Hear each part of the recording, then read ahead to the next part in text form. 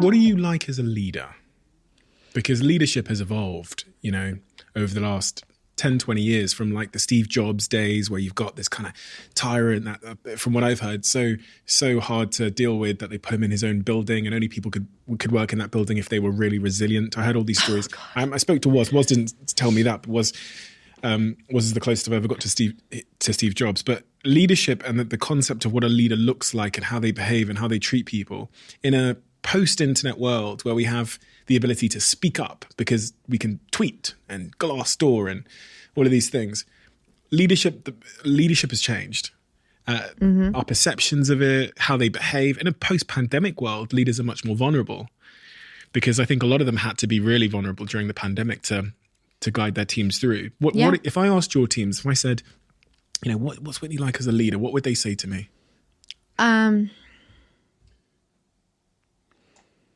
I feel like I try. And so, you know, I'm sure I could be told otherwise. I try to be empathetic and I try to think about everyone around me, probably to my detriment, honestly. I think it's probably done me more harm than good over the years because I'm trying to solve for every single person in the room that maybe it doesn't solve anything sometimes. But I try to just be the brand we are externally, internally. It's hard. You know, there's so many conflicting needs as a business. You have a marketing and brand team that want to do one thing. You have a technical team that needs to do another. You have IPO teams that have to do another. And so you end up being this conductor of a very loud orchestra. And I try to create harmony with people, but I don't know. I guess I wouldn't say I follow I don't read leadership books. I don't take leadership courses. Maybe that's something I should do. I don't know, but I just lead with my gut. I just do what feels right. I try to do the right thing. I try to listen and hear what people are saying, and I try to listen to other people too. So if one person calls me and says X, Y, or Z, I try to call the other person and say, what's your version of this? Before I jump to a conclusion, I really try to have compassion for where everybody's coming from, but it's tough. And then I also have to put my head down and say, okay, no, sometimes this is just how it's going to go, right? Because I feel like I can see certain things that maybe aren't present to everyone in the dating space because I've been in this thing for a decade now and I feel like I understand the nuances of it very well. So I don't know. I don't know what they would say. You talked about creating harmony amongst the orchestra, which I feel like is the perfect example of the role of a CEO. But a role of the CEO of a public company becomes even more difficult because then you have even more conflicting expectations. When you're that person that's trying to create a harmony in all of this orchestra, keep everybody happy, meet all the needs, how do you create harmony within yourself? So I personally have beliefs that, you know, there's something bigger than what we're dealing with every day, right? Like I try to zoom out into something that we can't even see, right? There's obviously influences of the universe that none of us know about. You and I cannot sit here and say that we know every corner of why we exist and what's going to happen tomorrow. And so I try to just trust the process. I try to laugh. Andre was always really good at that. He would just laugh in really stressful situations. And I learned that from him. It's just like, have a laugh. You'll be okay. And also to realize that we are just a blip on the radar. Like this is going to be, if we're lucky, like Bumble will be like a half page in a book one day, the hundreds of years from now. Like it's just not that big of a deal, the daily dramas and the nuances of everything. And so I try to just zoom out.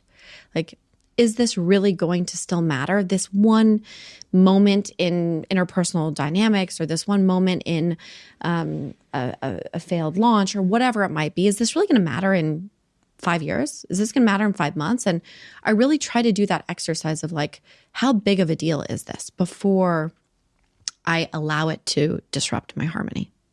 Does that make sense? I don't know if that made any sense at all. It does make sense. It does make sense.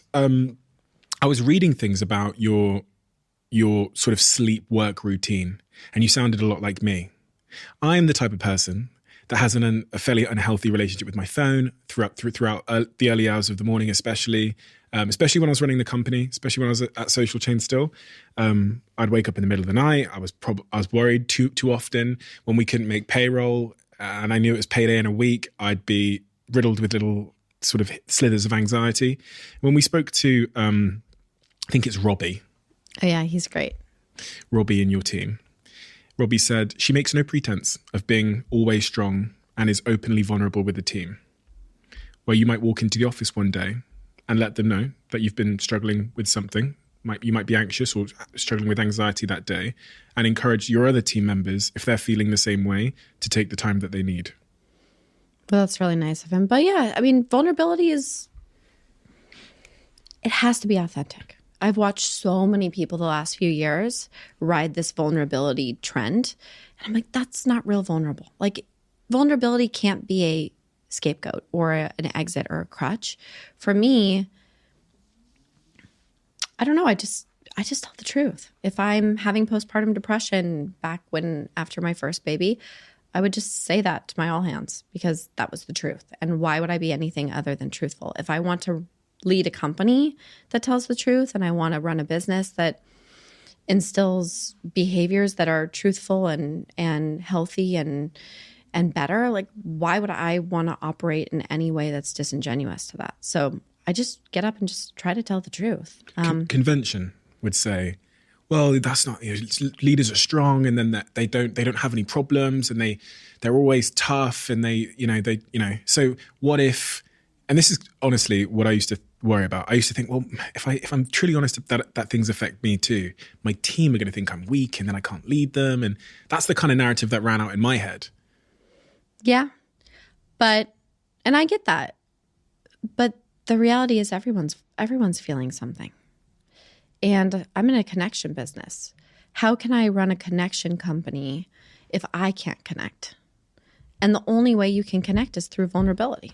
It's the only way to connect with anyone. I'm being very vulnerable with you right now because we're sitting here connecting. So I might as well, I could sit here and be like, well, some business book I read, there's this theory of like, this many hours a day, do this. And like, that's just not my vibe.